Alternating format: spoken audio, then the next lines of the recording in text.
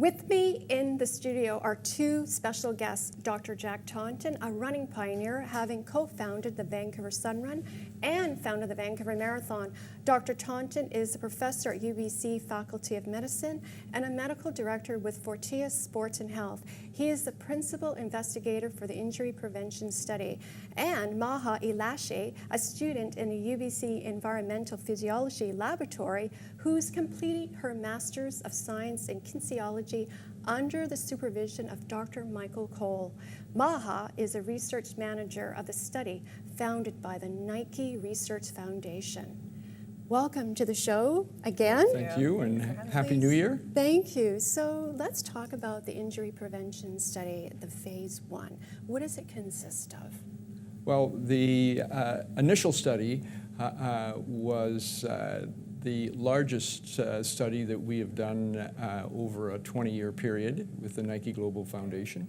And the objective of this study was to answer two things. One, gender.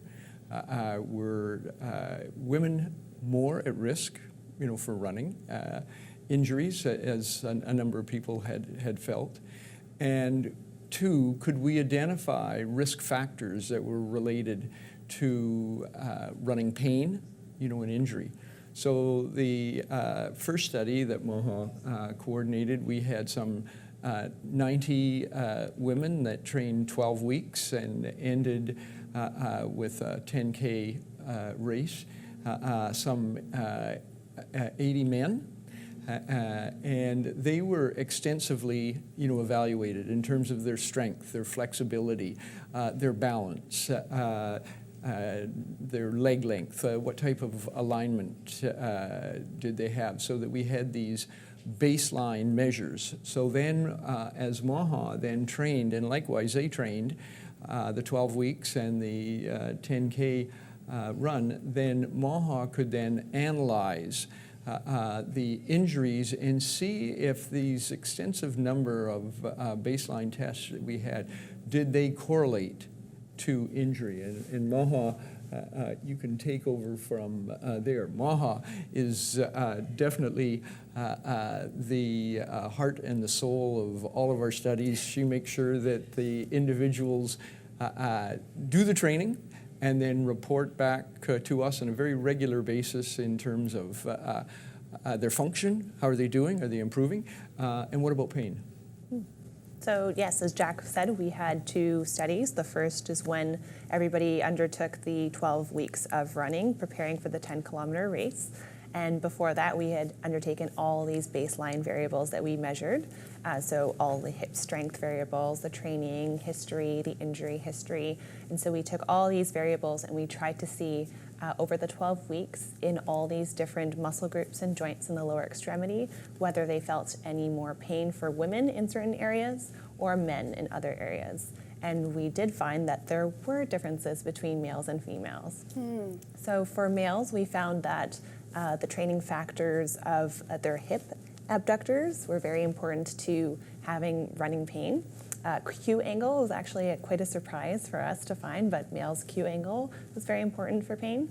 And we also found that any baseline variable pain, so anything that was recorded in week 0 of the study, whether they had pain below their knee, was contributing to their pain in the final week of the 12-week running program. So that's for males. For females, we found that anything from the gluteal region below is contributing to their pain in week 12 from their baseline values. We also found that the training variables, so how frequently they trained or how often they trained, was also contributing to their pain. Yeah.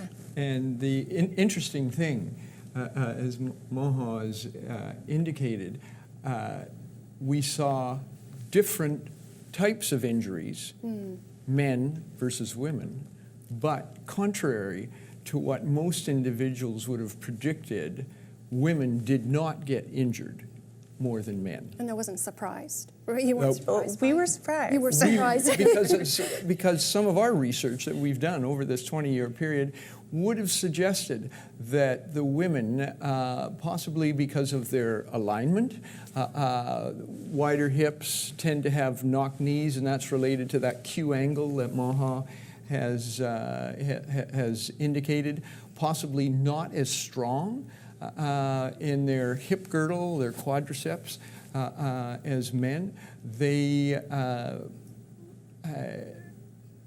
We had predicted initially with some other studies that they were factors, potentially could have been factors causing injuries. So men and women, no significant difference, but the injuries are different. And hence these baseline factors that we looked at in the men, as Maha has said, your hip abductors, your side leg lifters, they were a contributor for the males, not for the females. In terms of the men, in terms of that angle, wider hips tend to have knocked knees. We call that the quadricep or the quadricep muscle angle. That was a factor for men in terms of producing pain and an injury in the men, not within the women itself. Right. And so Maha now looking at, and Maha is now analyzing and getting ready to defend her thesis for the women itself. What do you feel are the most significant results that you've identified from this study? Yes, so our sneak peek into our results would be that the Women's Vertical Postural Stability Index, so breaking that down, it's basically when you're running and you're in mid-stance and you're trying to balance on one foot. We found that the vertical component of that force was very important for predicting pain in women, particularly in the right leg. We're not quite sure as to why. Maybe the right could be dominance of the foot.